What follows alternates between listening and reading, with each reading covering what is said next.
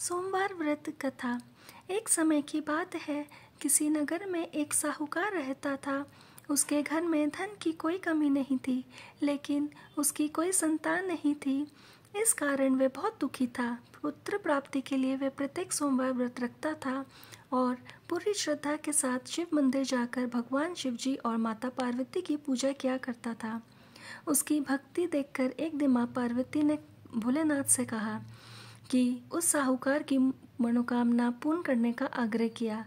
पार्वती जी की इच्छा सुनकर भगवान शिव ने कहा, हे पार्वती, इस संसार में हर प्राणी को उसके कर्मों का फल मिलता है और जिसके भाग्य में जो होता है उसे भोगना ही पड़ता है। लेकिन माता पार्वती जी ने साहूकार की भक्ति का मान रखने के लिए उसकी मनोकामना पूर्ण करने की इच्छा जताई। माता पार्वती के आग्रह पर शिवजी ने साहूकार को पुत्र प्राप्ति का वरदान तो दिया, लेकिन साथ ही ये भी कहा कि उसके बालक की आयु केवल 12 वर्ष की होगी। माता पार्वती और भगवान शिव की बातचीत को साहूकार सुन रहा था। उसे ना तो इस बात की खुशी थी और ना ही दुख। वह पहले की ही तरह शिवजी की पूजा किया करता रहा। कुछ समय के बाद साहूकार के घर एक पुत्र का जन्म हुआ। जब वह बालक 11 वर्ष का हुआ तो उसे पढ़ने के लिए काशी भेज दिया गया। साहूकार ने पुत्र के मामा को बुलाकर उसे बहुत सारा धन दिया और कहा कि तुम इस बालक को काशी विद्या प्राप्ति के लिए ले जाओ और मार्ग में यज्ञ कराना। जहाँ भी यज्ञ कराओ वहाँ ब्राह्मणों को भोजन कराना और दक्षिणा देते हुए जाना। दोनों मामा भांजे इसी तरह यज्ञ कराते हुए और ब्राह्मणों को दान दक्षिणा देते हुए काशी की ओर चल पड़े। रास्ते में एक नगर पड़ा, जहाँ नगर के राजा की कन्या का विवाह था। लेकिन जिस राजकुमार से उसका विवाह होने वाला था वह एक आंख से काना था।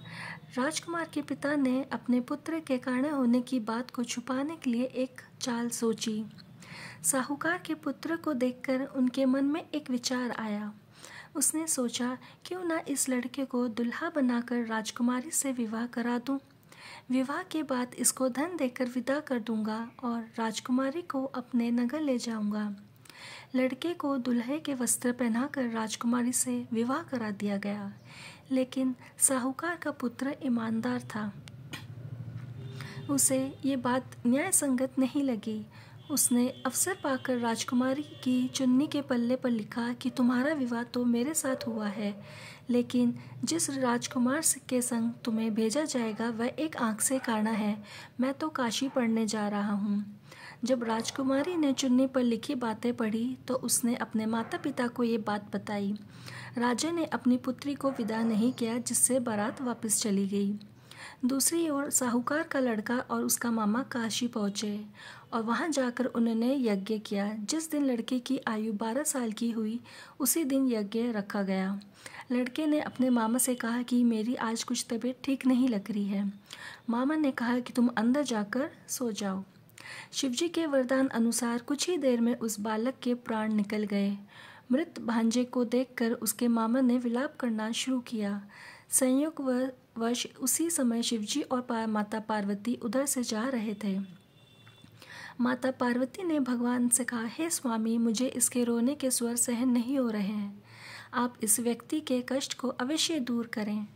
जब शिवजी मृत बालक के पास गए तो वह बोले कि ये तो उसी साहूकार का पुत्र है जिसे मैंने 12 वर्ष की आयु का वरदान दिया। अब इसकी आयु पूरी हो चुकी है। लेकिन मातृभाव से विभोर माता पार्वती ने कहा, हे महादेव, आप इस बालक को और आयु देने की कृपा करें, अन्यथा इसके वियोग में इसके माता पिता भी तड़प तड़प कर मर जाएंगे। माता पार्वती के आग्रह पर भगवान शिव ने उस लड़के को जीवित होने का वरदान दिया। शिवजी की कृपा से वह बालक जीवित हो गया। शिक्षा समाप्त करके लड़का और मामा अपने नगर की ओर चल दिए। दोनों चलते हुए उसी नगर में पहुँचे जहाँ उसका विवाह हुआ था। उस नगर में भी उन्होंने यज्ञ का आयोजन किया। उस लड़के के ससुर ने उसे पहचान लिया और अपने महल ले जाकर उसकी बहुत खातिरदारी की और अपनी पुत्री को विदा किया। इधर साहूकार और उसकी पत्नी भूखे प्यासे रहकर अपने बेटे की प्रतीक्षा कर रहे थे।